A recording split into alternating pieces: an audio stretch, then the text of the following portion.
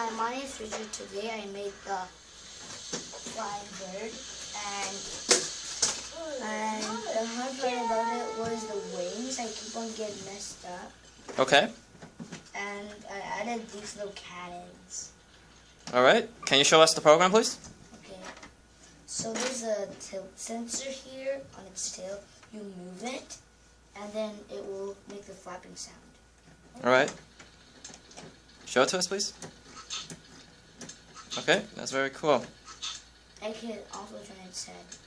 All right. Because there's this thing on the bottom. Okay. If you had more time, what would you add on to this?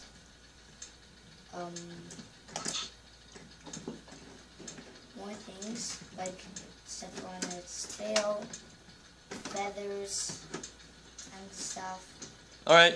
Thank you very much, Richard. See you next week.